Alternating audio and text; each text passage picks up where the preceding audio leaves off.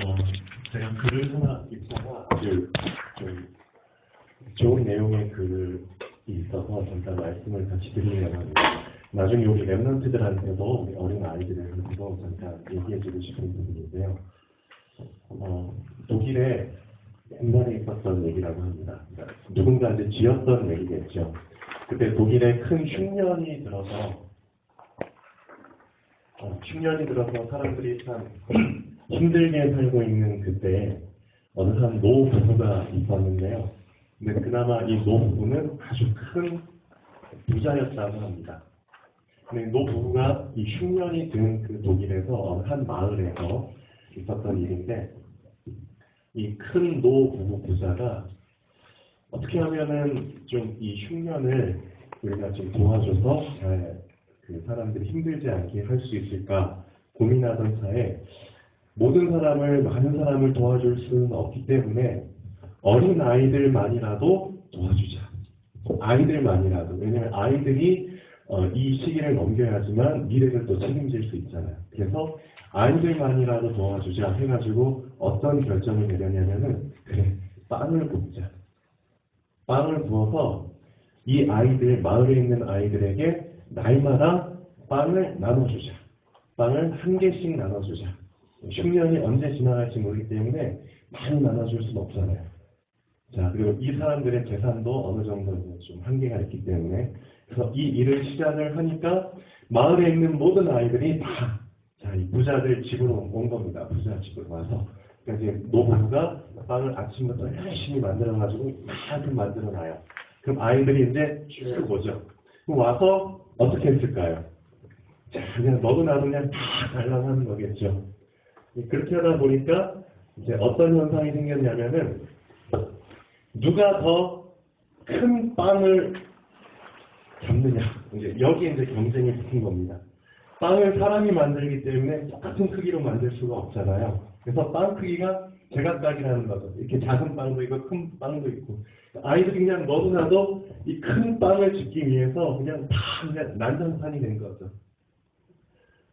근데 이 노부부는 뭘 원하고 있었냐면은 이 아이들 중에서 무조건 빵만 보이는 게 아니라 이 빵을 만들어준 이 노부부에게 그래도 감사합니다. 라는 그 한마디를 원했는데 딱 한 여자아이가 있었어요. 이 여자아이는 뭐가 달랐냐면은 빵을 막 얻기 위해서 아이들이 막 그냥 하는데 그냥 저 뒤에 물끄러미 서 있다가 아이들이 막 가면은 빵이 하나 남잖아요. 근데 가장 작은 빵. 그 빵 하나 딱 집어들고 언제나 가기 전에 이 노부부한테 감사합니다. 이 말을 하고 갔대요. 달마다 그러면 달마다. 근데 어느 날 이 노부부가 어떤 계획을 세웠냐면은 어느 날 이제 빵 크기가 유독 작게 하나를 만드는 거예요. 그러면은 이 아이들은 이 빵 대신에 다른 빵들을 다 집어갔겠죠. 근데 이제 그날따라 이 빵 크기가 아주 작은 거예요. 근데 이 아이는 거기에 아랑곳하지 않고 노부부한테 빵을 딱 짚고 감사합니다 하고 딱 집에 갔어요. 그리고 나서 이 빵을 딱 열어보니까 여기에 금화가 한 개가 딱 들어있고 옆에 작은 레몬 쪽지가 하나 같이 들어있는 거예요. 네, 어떤 내용이 써있는지는 대략 알만하죠. 우리 부부가 너에게 주는 선물이란다. 이 빵을 누가 집을 줄 알고 있었으니까 너에게 주는 선물이란다. 너의 감사가 우리 부부를 참 행복하게 만들었구나. 자, 어떻게 보면은 한 예화일 수 있겠지만 이 안에서 우리가 붙잡아야 되는 아주 중요한 근본적인 하나가 있습니다. 뭘까요? 하나님께서 사실 우리에게 생명을 주셨고 지금까지 우리가 삶을 살아가는 데 있어서 어쨌든 지금까지 살아올 수 있도록 우리를 지탱하고 계시잖아요. 그렇죠? 근데 거기에 대한 진짜 근본 감사가 없이 생명을 주시고 선물을 주신 그 분에 대한 감사가 없이 너무 선물 자체에 우리가 많이 쫓겼다는 거죠. 이 아이들하고 사실 다를 바 없는 삶을 지금도 살고 있는 겁니다. 눈앞에 보이는 그 빵 크기에 좌지우지 되는 거죠.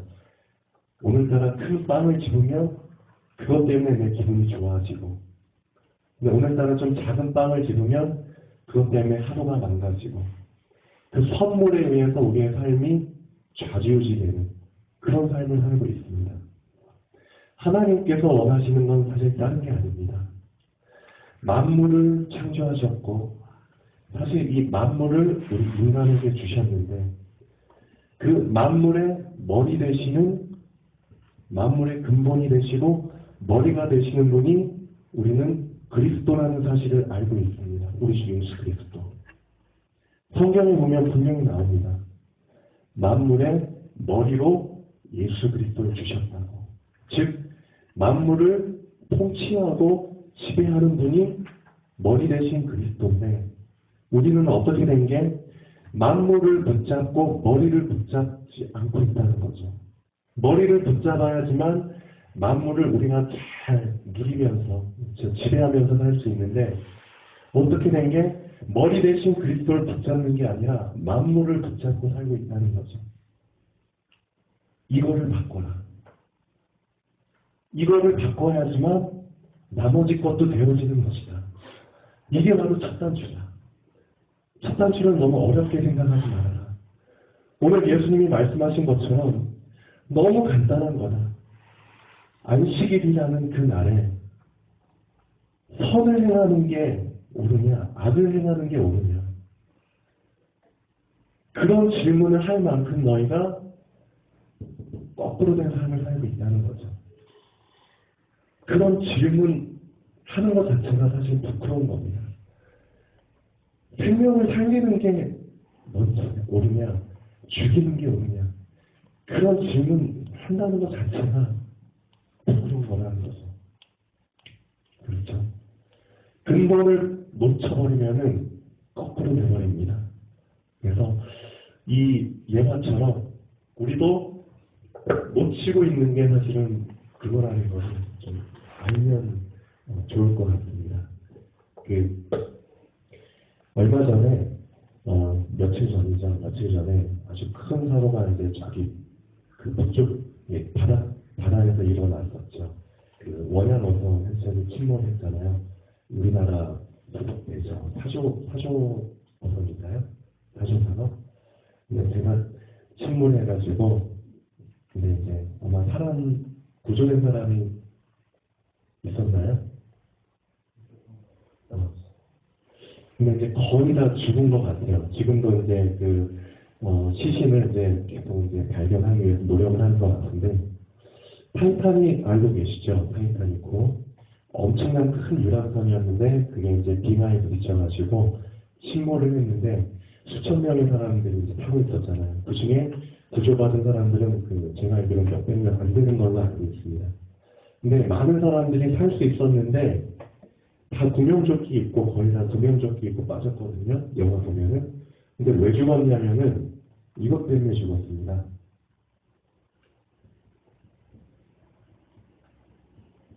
저체온증. 알고 계시죠? 물이 차가워가지고, 그 당시가 겨울이었는지 모르겠는데, 분명히 구명조끼도 입고 빠졌어요. 근데 만약에 물만 따뜻했다면은, 한 며칠을 버티면 할 수 있었겠죠. 근데 물이 차가워 버리니까 어떻게 할 수가 없는 거예요. 우리 인체라는 게 항상 온도가 정상 온도가 37.5도, 38도 그 정도를 유지해야 되잖아요. 1도, 2도만 이 온도 차이가 나도 사람이 참 견디기가 힘들어집니다. 고열이 나고 온도가 떨어지고. 근데 이 저체온증 때문에 영화 보니까 이제 구명보트 수는 한정이 돼 있어요. 근데 많은 사람들이 그 구명보트에 이제 물에 빠진 채로 구명보트를 잡고 있는 거예요. 그런데 이제는 물 온도가 한데 막 낮으니까 점점 몸이 얼어가는 거예요. 얼어서 이제는 마비가 되는 겁니다. 감각이 마비되고 이제 정신까지도 혼미해지는 거죠. 온도가 떨어져 버리니까 혈액순환이 안 되죠. 혈액순환이 안 된다는 건 무슨 뜻이냐면은 산소 공급이 안 된다는 겁니다. 뇌로 혈이 이제 쭉 가는데 근데 그 공급이 원활하지 않으니까 산소가 이제 점점 줄어드니까 뇌가 이제 혼미해지는 거죠. 기절 상태까지 가는 겁니다. 그렇게 해서 눈이 잠기고 호흡이 이제 느슨해지고 하면서 힘이 빠지니까 이제 손을 쫙 놓게 되죠. 그 상태로 굳은 상태로 그냥 물에 뚝 가라앉는 겁니다. 그 장면이 생각이 나요. 저체온증. 오늘 그 중요한 내용이 나옵니다. 한번 보시죠. 한쪽 손 마른 사람이 나옵니다. 한쪽 손이 말랐다는 표현이 나오잖아요. 네, 오늘 그 결론 부분을 먼저 한번 보시죠. 지금 우리가 마가복음 벌써 이제 3장 들어가는데요. 1장에서 2장까지 내용을 쭉 보면은 참 재미있는 그 순서로 예수님이 진행을 하신 걸 볼 수 있습니다. 처음에는 자 결론 첫 번째 보시죠. 예수님께서는 육신의 불가능적인 한계에 잡힌 사람을 해방시켜 주신 내용들이 처음에 쭉 나옵니다. 예를 들면 육신의 어떤 그런 그 불가능한 인간의 어떤 힘으로는 고치기 힘든 그런 상황들이 많이 나오잖아요. 첫 번째 귀신 들린 사람을 고쳐주는 내용이 나옵니다. 그리고 나서 베드로의 장모죠. 열병으로 누워있는. 그 다음에 모든 병자와 귀신 들린 자들 한꺼번에 찾아오죠. 그 다음에 나병 환자 사건이 나옵니다. 그 당시 의학으로는 못 고치는 병입니다. 눈등병. 그 다음에 더 못 고치는 병이죠. 중풍병자. 아예 신경이 마비가 돼가지고 움직일 수 없는 이런 내용들이 쭉 나옵니다. 마가복음 1장에서 2장까지 보면은 즉 처음엔 예수님이 육신의 이런 불가능적 한계에 잡힌 사람을 해방시켜주는 내용이 나오죠. 기적의 능력을 행하셔가지고 두 번째는 어떤 내용이 나오냐면은 예수님께서 이제는 육신이 아닌 마음과 생각의 불가능적인 한계에 빠진 사람들 있죠. 그 한계에 잡힌 사람들이 생각으로부터 마음으로부터 자유함을 얻도록 길을 보여주시는 말씀들을 주십니다. 그러니까 예를 들면 세리와 죄인들의 어떤 사건이 나오죠. 그런 사람들이 세리하면 이미 판단을 해버리잖아요. 저 사람들은 우리가 상종하면 안 돼. 개 돼지보다도 못한 사람들이야. 그렇죠. 죄인들. 그만큼 육신이 아닌 마음과 생각이 어떤 그런 생각에 잡혀버린, 한계에 잡혀버린, 아예 판단을 해버리고 율법적인 부분이죠. 거기에 잡혀있는 사람들. 또 금식이라는 내용, 또 금식하고 있는 자들. 그 사람들이 이제 거기에 빠져있잖아요. 거기에서 자유함을 보여주시기 위해서 말씀으로 이제 길을 보여주시죠. 또 저번 주 내용처럼 안식일이라는 것. 그리고 안식일을 잘못된 의미로 지키고 있는 자들. 그 생각이 한계에 빠져있는 사람들. 그 사람들이 자유함을 얻도록 말씀을 보여주시는데 오늘 말씀에서는 이 두 가지 한계 동시에 잡힌 상황을 예수님이 보여주십니다. 육신의 한계 속에 빠진 사람인데 이 사람을 어떤 것에 고쳐주시려고 계획을 세우냐면 안식일에 고쳐주시려고 계획을 세우십니다. 두 가지 상황이 동시에 펼쳐진 겁니다. 동시에. 참 재밌게 흘러가죠. 그래서 1번 본론 1번 보시면 예수님께서 다시 회당에 들어가시니 한쪽 손 마른 사람이 거기 있는지라. 자, 사람들이 예수를 고발을 하는데 어떤 내용을 갖고 고발하냐면 안식일이 아니라면 고발할 이유가 없죠. 안식일이 아니라면 분명히 다른 날에도 예수님께서 고쳐주셨습니다. 네, 안식일에 자, 사람을 고치시는가 주시하는 겁니다. 만약에 고치면 고발한다는 거죠. 이 사람들 마음속에는 안식일이 더 중요하다는 겁니다. 잘못된 의미로 붙잡고 있는 겁니다. 안식일이 더 중요하니까 안식일은 절대 어떤 것도 해서는 안 된다. 근데 그날에 선한 일이라 할지라도 해서는 안 된다는 그 잘못된 거기에 붙잡혀 있는 거죠. 자, 그런 상황입니다. 자, 밑에 잠깐 내용 보시죠. 사람의 건강을 유지시켜주는 핵심은 자, 신경과 혈관이 막히지 않는 데 있습니다. 이건 아주 당연한 내용입니다. 근데 영적 건강을 유지시켜주는 핵심은 하나님과의 연결이 막히지 않는 데 있다는 거죠. 그렇죠? 하나님과 연결이 막히지 않는 것. 제가 근데 가장 많이 강조하는 단어 중에 하나가 근본이라는 단어입니다. 근본. 자, 지금 겨울인데요. 저도 이제 모살 감기가 걸려가지고 지금 상태가 그렇게 좋지는 않습니다. 우리 광선이도 코가 좀 막힌 것 같아요. 찬양 부를 때 좀 약간 힘든 걸 느꼈는데 지금 어떻게 보면은 서해안 쪽에는 이제 눈도 지금 25cm 폭설이 내리고 이제 동해안도 조만간 동해 쪽도 눈이 많이 오겠죠. 그러면은 여러분들 건강 관리를 더 철저히 하셔야 될 때가 오는 것 같습니다. 자, 이렇게 추운 날에 우리 사람뿐만 아니라 식물들도 이 온도의 영향을 많이 받는다는 거죠. 어떻게 보면은 지금 길거리 나가보면은 이렇게 과일이 막 주렁주렁 열린 상태로 있는 나무들 하나도 없잖아요, 이제는 다 떨어지고 잎만 남았는데 잎들도 그렇죠, 추위를 못 견뎌가지고 말라서 얼어가지고 이제 하나씩 잎사귀가 떨어지는 그래서 이제 가지만 안 상한 그런 나무들이 많이 있습니다.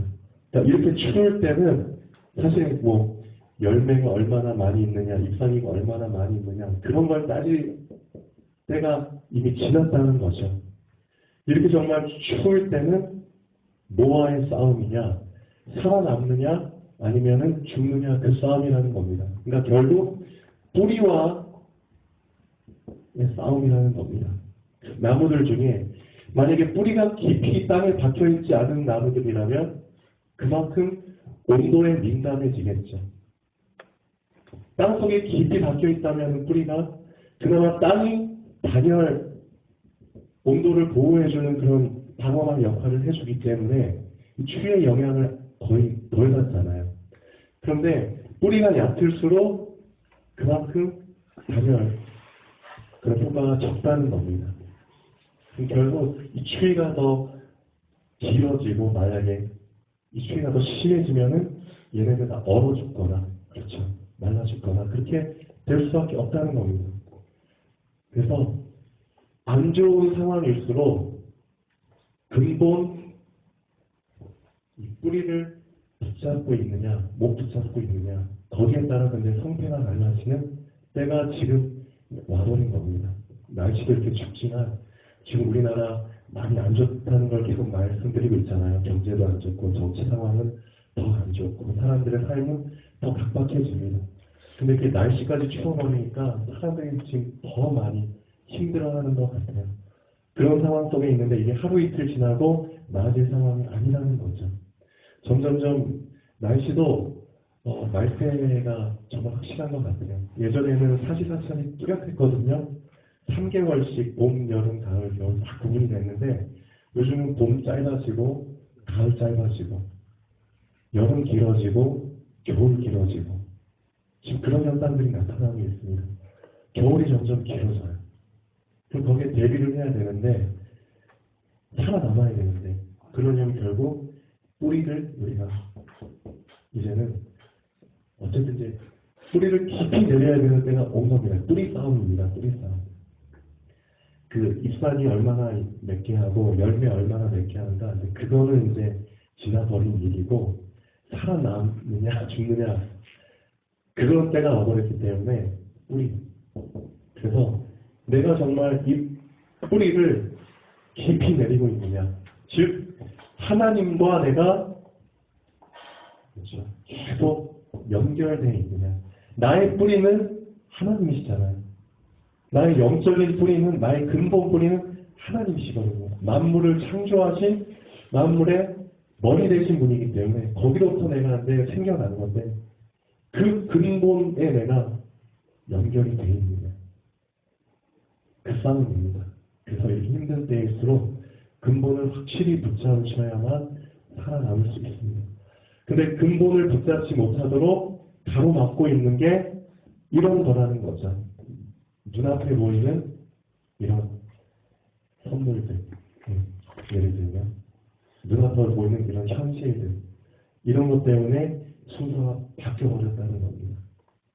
이거를 우리가 먼저 고침받지 않는 이상, 치유받지 않는 이상 결국 시간 지나면 뿌리를 날라버리게 되어 있습니다. 예수님께서 이걸 아시기 때문에 제일 먼저 하신 작업이 근본을 바꿔라. 제대로 된 근본을 붙잡아라. 그 작업을 하신 겁니다. 그래서 육신의 한계 속에 빠진 사람들, 그 다음 마음과 생각의 한계 속에 빠진 사람들이 제대로 된 근본을 붙잡도록 생각을 바꿔주시는 작업을 하신 겁니다. 근데 오늘은 특별히 두 가지를 동시에 고쳐주시려고 이런 일을 계획을 하신 겁니다. 자, 2번 한번 보시죠. 예수께서 손 마른 사람에게 이르시되 한가운데 일어서라. 저기 구석에도 일어나라 그렇게 말씀하신 게 아니고 모든 사람이 보는 모든 사람들의 관심이 가장 집중될 만한 곳에 딱 세워서 일어나게 한다는 거죠. 그리고 나서 말씀하십니다.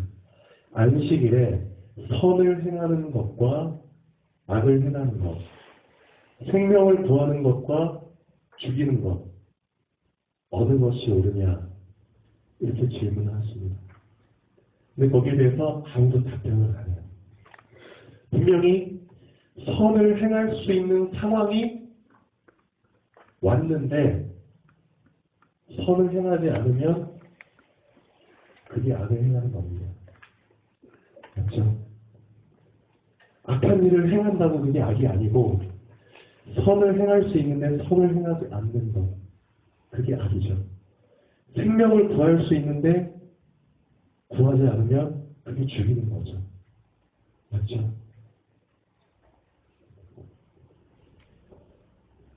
우리도 참 그런 본질적인 부분 앞에서 결정을 쉽게 내리지 못하고 좀 머뭇거리는 사람들이 있잖아요. 그것 때문에 고민하는 시간이 길어질수록 내 자신은 근본을 놓치고 있다고 생각하시면 됩니다. 고민하는 시간이 길어질수록 내가 점점 근본으로부터 멀어지고 있구나.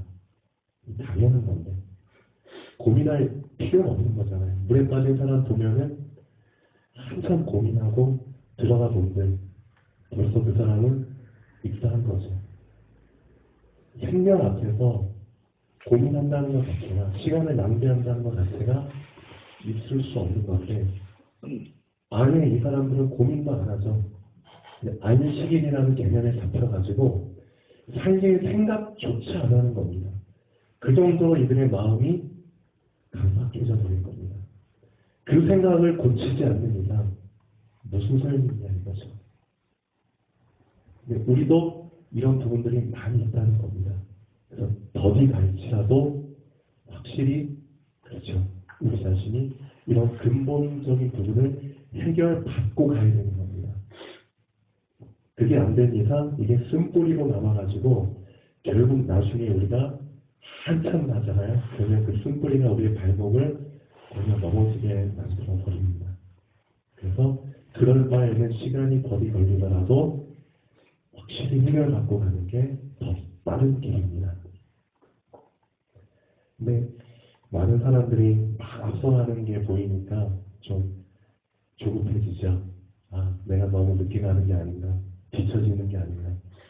근데 시간 지나고 나서 보면은 이게 빠른 길이라는 것을 그때 알게 됩니다.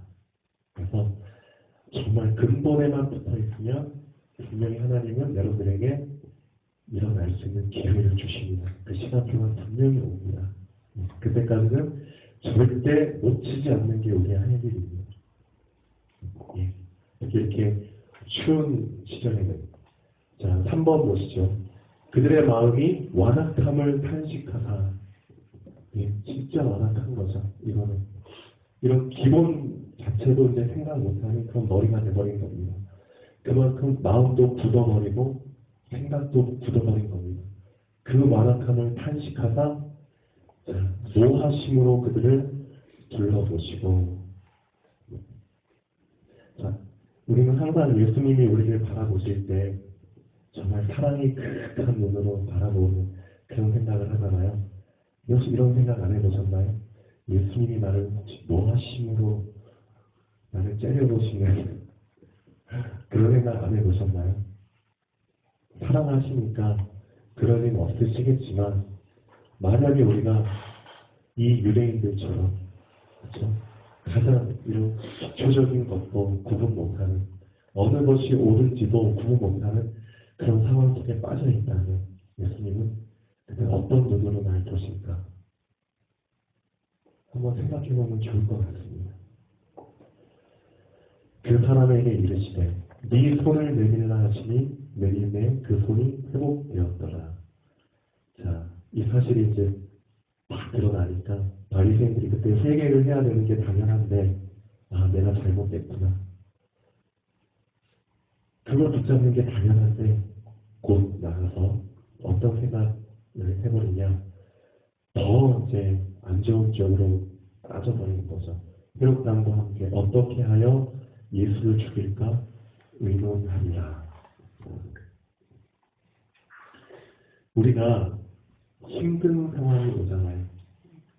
제가 만약에 너무 힘든 상황이 왔어요. 그러면은 하나님께 기도를 합니다. 하나님, 저 힘들어요. 하고 이제 기도를 드립니다. 그러면은 하나님께서 나의 힘든 이 상황을 해결해 주실 거야 라는 생각을 하게 되지만, 그거는 어린아이 생각입니다. 어린아이 생각. 자, 하나님께서는 우리를 치유하시면서 어떤 생각을 붙잡기를 원하시냐면은, 자, 만물을 주셨는데 이 만물을 붙잡는 수준으로 끝나길 원치 않으시고, 만물의 근본, 머리 되시는 그리스도까지 붙잡기를 원하시잖아요. 즉, 이런 상황이 왔을 때, 이런 상황에서 과연 하나님의 생각은 뭘까? 이걸 붙잡기를 원하시는 겁니다. 우리 생각은 힘든 상황이 오면은 이걸 고쳐주실 거야. 이게 내 개인 생각이잖아요. 근데 과연 하나님은 내가 하는 이 생각을 하나님도 하실까? 아니면 하나님의 생각은 다른 생각일까? 이제 좀 그런 쪽으로 머리가 발달돼야 된다는 겁니다. 어린아이는 자기 생각밖에 안 해요. 근데 점점점 이제 장성하잖아요. 나이를 먹으면은 엄마 아빠 생각은 뭘까? 점점 그런 생각을 하게 되죠. 그래서 저도 이런 생각을 한번 해봤습니다. 내가 이렇게 힘든 상황 속에 있는데 하나님은 지금 나만 보시는 게 아니고 이 지구를 만드셨는데 이 지구 위에 살고 있는 70억 명의 사람을 동시에 보고 계신다는 거죠. 힘든 상황 속에 빠진 나만 보시고 있는 게 아니라, 만약 나만 보고 있다면은 내가 느끼는 감정을 그대로 하나님도 느끼면서 정말 내 문제를 가장 우선적으로, 그렇죠? 그렇게 해결해 주시는 준비가 돼 있으시겠죠. 어떻게 보면. 근데 그게 아니라 나의 힘든 상황을 보실 때 동시에 70억 명의 사람을 같이 보고 계신 겁니다. 그 가운데서 나를 보고 계신다는 거죠. 근데 놀라운 거는, 나는 내가 지금 가장 힘든 상황 속에 빠져 있다고 생각하고 하나님께 기도를 하고 있는데, 나보다 더 힘든 비참한 상황 속에 있는 사람들이 수두룩하게 널려 있다는 거죠. 그리고 더 심한 거는 아주 비참한 속에서 죽기 직전의 사람들도 있을 거고, 아예 죽는 사람들도 있다는 거죠. 그런 사람들을 동시에 보고 계시면서 나를 보고 계시는 겁니다. 그 생각을 하길 원하는 겁니다. 하나님께서. 아, 그렇구나. 그게 장성한 자의 생각입니다. 그게 하나님의 생각을 붙잡는 겁니다. 이제는 내 생각, 내 수준에서 벗어나서 하나님의 생각을 붙잡고 하나님의 수준을 붙잡는 신앙생활을 한다는 것은 그런 뜻입니다. 나만 봐주세요. 나만 바라봐줘. 그걸 뛰어넘으라는 겁니다. 근데 우리는 아직까지도 그게 아니잖아요. 내 문제가 가장 커 보이고 내 상황이 가장 절박해 보이죠. 근데 하나님은 동시에 70억을 같이 보시면서 나를 보고 있다는 겁니다. 만약에 이 생각을 붙잡지 못하면 나는 항상 한 부분적인 신앙생활밖에 못한다는 겁니다. 부분적인 관점으로 한 단면만 보고 살게 되는 겁니다. 전체를 본다는 것은 그런 겁니다. 아, 하나님은 전체를 보시면서 나 한 사람을 보고 계시는구나. 그런 신앙생활을 하는 사람이 나와야 된다는 겁니다. 그게 하나님을 시원케 드리는, 기쁘게 해드리는 사람입니다. 그 사람이 자, 어느 것이 옳으냐. 라는 상황이 왔을 때 제대로 선택할 수 있는 사람이겠죠. 전체를 볼 수 있는 사람이. 한번 잘 생각해 봤으면 좋겠습니다. 자, 그래서 결론 부분 한번 보겠습니다. 자, 예수님께서는 육신의 불가능적 한계에 잡힌 사람을 분명히 해방시켜 주셨습니다. 이걸 직접 보여주셨죠. 그래서 마가복음 한번 집에 가셔서 1장부터 다시 한번 쭉 읽어보시면 좋겠습니다. 아, 맞구나. 마가복음 시작부터 예수님은 이런 목적으로 이걸 시나리오를 진행시켜 나가셨구나. 그 다음 단계는 예수님께서 마음과 생각의 불가능적인 한계에 잡힌 사람들, 이 자유함을 얻도록 길을 보여주셨구나. 맞다. 우리는 이 두 가지의 한계에서 빠져나와야 되는구나. 육신의 불가능적인 한계뿐만 아니라 마음과 생각의 그런 불가능적인 한계에서 빠져나와야 되는구나. 그걸 위해서 사실은 예수님께서 오신 거구나. 예수님께서 오신 목적 세 가지가 나옵니다. 자, 우리는 예수님이 그리스도라는 사실을 알고 있는데 이 그리스도를 쉽게 풀이한 구절이 누가복음 4장 17절에서 19절까지입니다. 한번 다시 보시죠. 그리스도라는 말을 가장 쉽게 풀이한 구절입니다. 이게 포로된 자에게 자유. 포로된 자들이 가자. 이 땅에는 다 포로된 자들입니다. 이들에게 자유를 주시기 위해서 오셨구나. 자, 누가 우리를 포로로 잡고 있습니다. 눈에 보이지 않는 사단이라는 놈이 우리의 육신을 가지고 장난을 치죠. 그래서 많은 사람들이 귀신에 잡혀가지고 그래서 이름 모를 질병에 고통도 받고 여기 이제 전도 많이 하시잖아요. 저도 예전에 이제 병원 전도 많이 하면서 참 재밌는 사람을 한번 본 적이 있어요. 어떤 여자분인데 40대 중반인데 병원 특실을 수해 특실 돈은 많은가 봐요. 근데 그 여자분한테 가서 보니까 보통 그 침대 앞에 이름하고 병명하고 그런 거 다 써 있거든요. 담당 주치의 어떤 병이다. 근데 이 여자분은 이름 있는데 나이 있는데 병명이 없어요. 아니 왜 병명이 없나? 그러니까 그 여자분 하는 말이 병명이 없대요. 딱 보니까 느낌이 오더라고요. 눈을 딱 보니까 이 사람 무속인이구나. 물어보니까 맞대요. 귀신이 육신을 가지고 장난을 칩니다. 그 다음에 육신뿐만 아니라 아까 말한 것처럼 마음과 생각도 자기 식대로 이상한 거 막 집어넣고 장난을 칩니다. 복음 받지 못하도록 하나님 붙잡지 못하도록 만물을 주시니 머리 붙잡지 못하도록 만물 붙잡고 그냥 실컷 고생하도록 그렇게 만들어 버립니다. 근본을 붙잡지 않으면 다 죽는데, 그렇죠? 뿌리 내리지 않으면 다 죽는데 그 사람들이 뿌리가 아닌 만물 이런 거 붙잡고 살도록. 자, 결국 사단에게 포로된 거거든요. 그 사람들에게 자유를 주시기 위해서 오셨다. 사단을 꺾어야지만 가능한 겁니다. 왕으로 오셨다고 하셨죠. 가장 정말 잘 표현한 것 같아요. 포로된 자에게 자유를 주시기 위해서. 그럼 우리가 붙잡아야 될 건 뭐죠? 내가 포로였구나. 난 프로가 아닌 것처럼 생각하잖아요. 근데 막상 대화해보면 아, 저 사람 생각이 잡혀있구나. 마음이 잡혀있구나. 아, 저 사람 육신이 잡혀있구나. 다 보이는데 본인들은 그걸 내가 프로 됐다고 인정을 안 해요. 근데 분명 프로 된 거거든요. 그럼 나도 자유를 얻어야 됩니다. 나도 왕이 필요하고 그리스도가 필요한데, 그렇죠? 그걸 인정하라는 겁니다. 두 번째, 눈먼 자에게 다시 보게 하고. 다 장님이라는 거죠. 보시고 보세요. 다시 보게 하고. 그래서 우리 최영 집사님이 주일학교 설교할 때 요즘 여기에 포인트를 맞추죠. 아직 아이들이 어리지만 영적인 부분을 이제는 이해할 수 있도록 영적인 눈이라는 게 있다.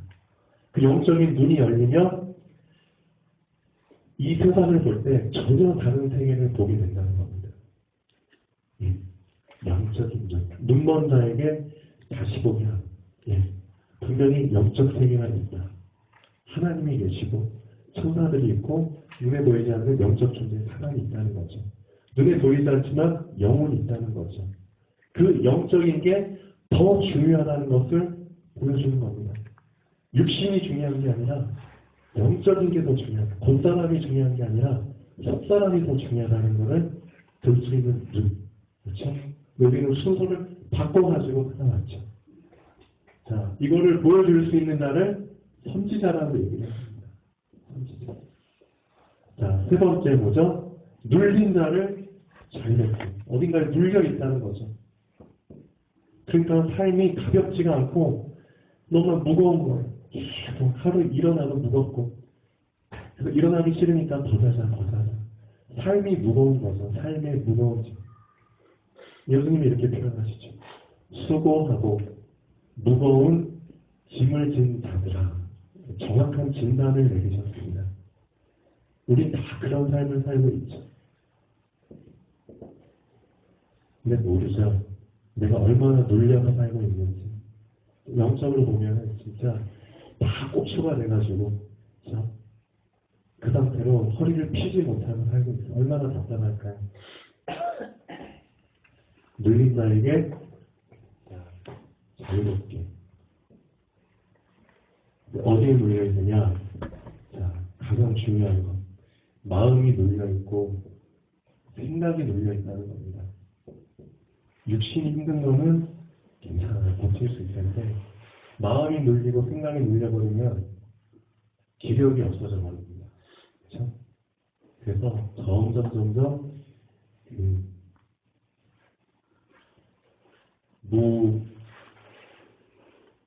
뭐라고 하나요? 삶이 무기력해진다. 그렇죠. 그렇게 돼버리는 겁니다. 무력해진다는 거죠. 결국 그게 한마디로 예수님께서는 죄라고 말씀하십니다. 죄. 이 죄에 눌린 자를 자유롭게. 올바른 것을 붙잡지 못하는 것. 그게 죄라는 거죠. 성경에는 이렇게 말하고 있습니다. 죄라는 게 뭐냐? 자, 관역이 있는데, 자, 화살 쏴봤죠? 이렇게 딱 전공에 맞아야 되는데, 빗나가서 맞았을 때, 이거는 이제 죄라고 표현을 합니다. 빗나가서 맞았을 때. 전공을 맞춰야 되는데, 그렇죠? 하나님이 원하시는, 그렇죠? 하나님의 말씀, 하나님의 그 생각, 여기에 정확하게 우리의 생각이 일치돼야 되는데, 그렇지 않고 하나님의 생각이 아닌 별 이상한 내 생각, 내 소견, 거기에 관역을 맞춰버리니까 결국 다 빗나가 버리는 거잖아요. 그게 죄라고 얘기를 하고 있습니다. 그래서 하나님과 정복으로 맞춰라. 그래서 이걸 해결해 주시기 위해서 우리의 생각, 마음, 그렇죠, 육신, 이 모든 영적인 부분, 육신적인 부분을 다 해결해 주시기 위해서 예수님께서 제사장으로 오신 거죠. 그래서 왕, 선지자, 제사장, 이 세 가지 일을 해주신 분을 그리스도라고 부릅니다. 근데 다 알다시피 예수님 한 분만이 이 세 가지 일을 완수하셨다는 거죠. 그래서 우리가 예수님을 그리스도라고 부르는 겁니다. 이 사실을 인정했을 때 내 마음속에 정말 예수님이 그리스도시구나. 이분을 붙잡아야지만 내가 구원을 받을 수 있구나. 하나님의 자녀가 되는 것이구나. 이분을 붙잡았을 때 실제 나의 이 문제가 해결되는구나. 라는 것을 받아들였을 때 그 사람에게는 구원이 임하게 됩니다. 그 사람의 신분이 바뀝니다. 마귀의 자녀에서 하나님의 자녀. 당연한 거죠. 이 당연한 것도 이게 옳으냐 틀리냐 그 수준으로 생각을 해버리면 답이 없는 겁니다. 자, 한번 잘 생각해 보시고 하면 좋겠습니다. 자, 기도하겠습니다. 살아계신 하나님 아버지 정말 감사드립니다.